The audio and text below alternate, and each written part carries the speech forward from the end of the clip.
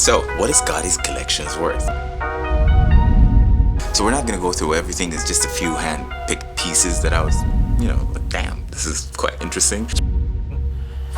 Excluding the Rolexes at it, so let's find out. Okay, let's try this. I wish I had eyes in the back of my head. I've been working on my pride, but the rest of me cares. Every time I feel alive, it be loving the air. You my sinner, don't fold like it's Vanity Fair. Every time that I be down, then I be running to you.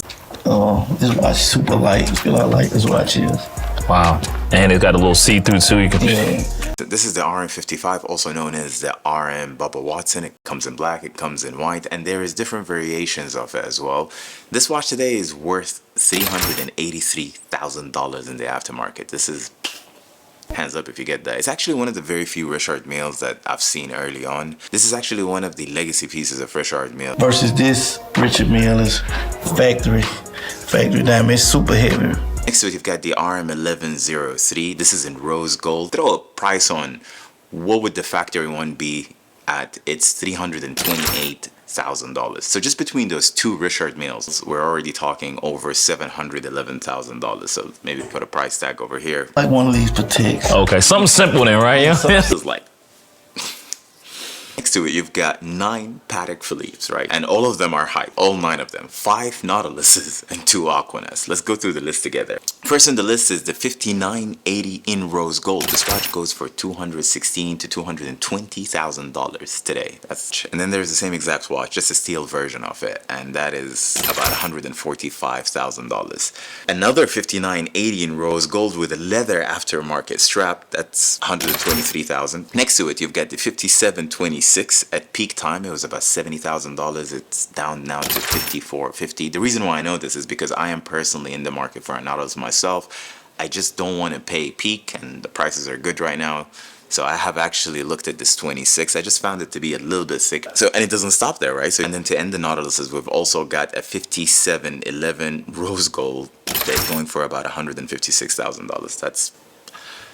That's nice, man. 2 Aquanets, 5168G. This is interesting. I've done a video about 3 years ago on it or something like that. At peak time, it was over 200K. It is at $74,000. And if that tells you anything, is that just look at this jump from 200 down to 74. That's, if you would have bought at that peak time, you'd be crying now.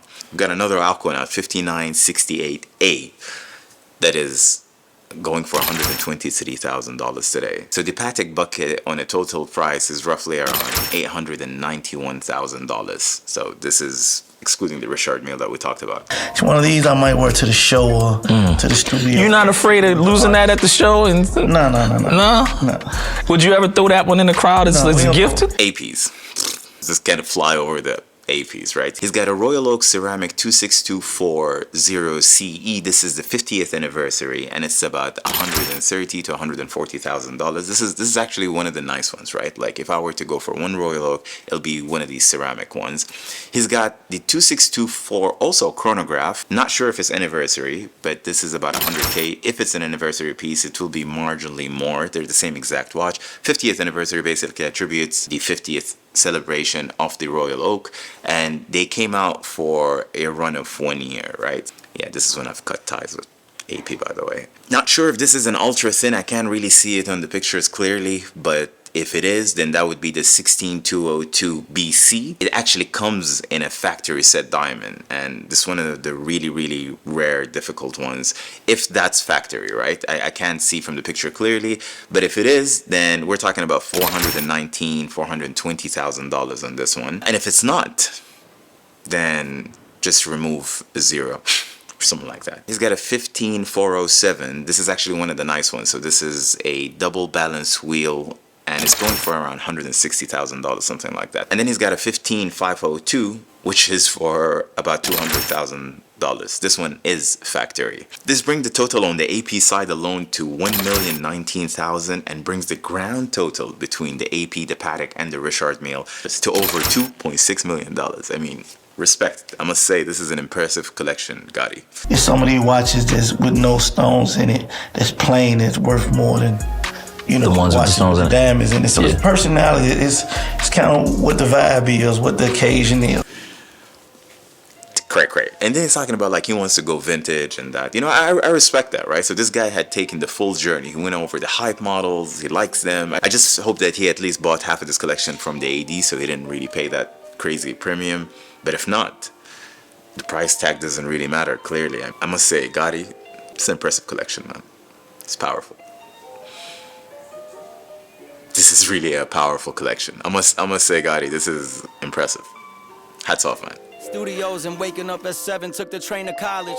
One semester was enough. I told my mom I got a. And for the record, this is what I've got on today. It's the Garmin Surf.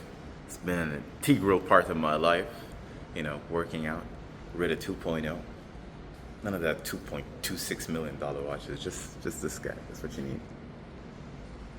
I think you should get one. I'll be damned if I don't fly.